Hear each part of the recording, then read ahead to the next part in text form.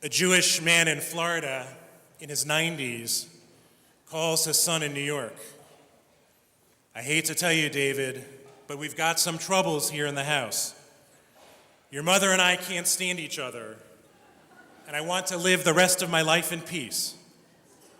I'm telling you now, so you and your sister shouldn't go into shock when I move out. He hangs up the phone, and the son immediately calls his sister in the Hamptons to tell her of the news. She says, "Don't worry, I'll handle this."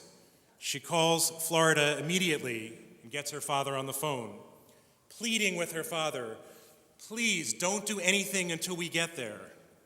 "All right already," he responds, "all right." He then hangs up the phone and hollers upstairs to his wife, "Okay, honey, they're coming for Passover." Now what are we going to tell them for Yom Kippur?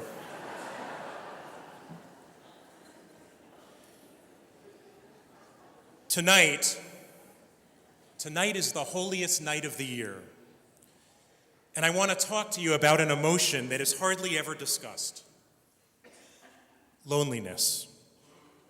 Hardly among friends, hardly ever at the dinner table, hardly at the office, hardly among doctors and teachers and rabbis who are available to talk about all kinds of concerns. Loneliness is a topic we avoid altogether. Every day we seek people who look lonely. Maybe they are staring blankly on a lonely park bench, or perhaps eating by themselves in a restaurant filled with boisterous families. They are the people we would least like to be, and so we shy away. But our tradition that brings us here tonight enables us to face our biggest fears together. We live in an age in which there are more modes and means of connecting to our fellow human beings than at any other time. The gifts of technology dangle the potential of unlimited contact, and yet it is fair to ask whether, with all of the innovation, we are actually any closer to the people around us.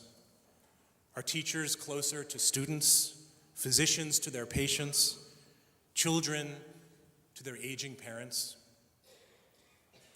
I learned a new term this year, surfer voice.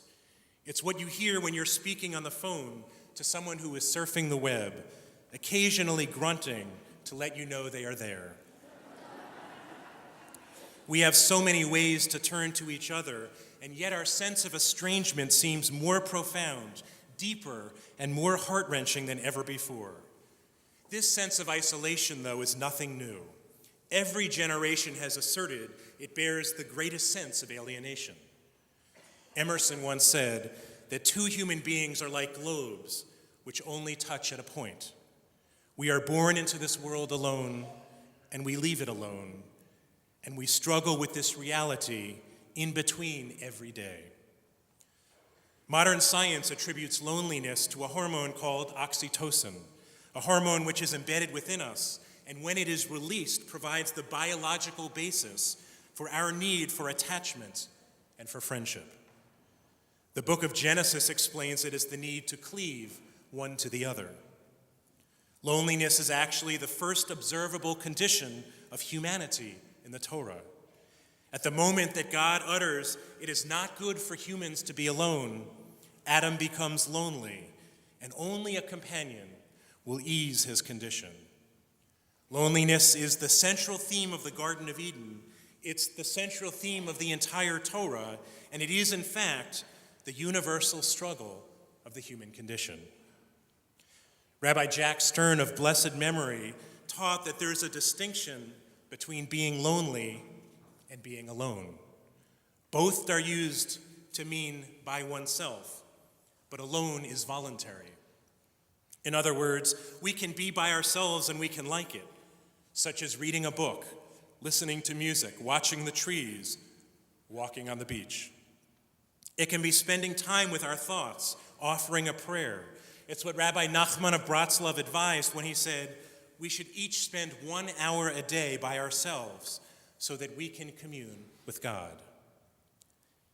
Being lonely, on the other hand, implies being by oneself, but not of one's own choice.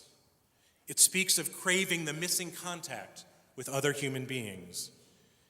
It is when there's a need for what Martin Buber calls a meeting, in which two individuals acknowledge the personal value, the God-given worth of the other. The lack of such feelings make us feel less than whole, and it is then that we suffer the pain of loneliness. Sometimes we can be lonely, even in a crowded room. There can be loneliness in growing up. Students who are never chosen for a team, who want to be included by their friends but are never asked, they feel alone. How hard it is to watch our children stand outside the circle while friends congregate on the inside, not willing to make more room. And teenagers know how lonely life can be. Even with their own cell phones and iPads, with Facebooks and tweets, their awkwardness, their need for acceptance, and their feel of failure make them feel so very alone. And there can be loneliness in growing old. Our elders who were once so mobile and active, whose friends once walked among them, feel alienated from modern life. From doing what once made them happy, they too are lonely.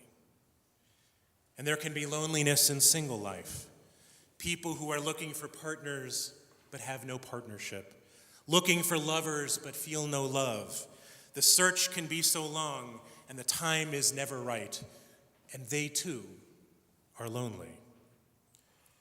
And there can be loneliness in marriage. People who once reached out to the other in love but do so no more. Or two people who are still in love, still reaching out to the other, but not exactly at the same time. They too are lonely. And there can be loneliness in parenting. Uber moms with degrees and credentials who have spent their lives raising families. Perhaps they have worked for decades and now find themselves empty nesters in need of reinventing themselves.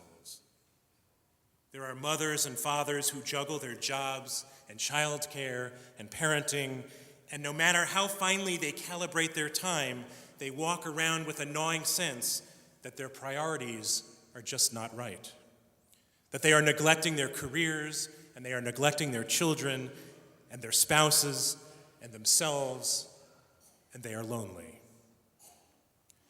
And there are extraordinary people who have worked towards degrees and tenures and promotions and have not received enough accolades. They may feel their self-worth undermined. And tonight, they sit here and they are lonely. If you want to know loneliness, look at the addict trying to break his habits, the parent of a child with special needs or who sits in a wheelchair, the person caring for a spouse with a deteriorating condition.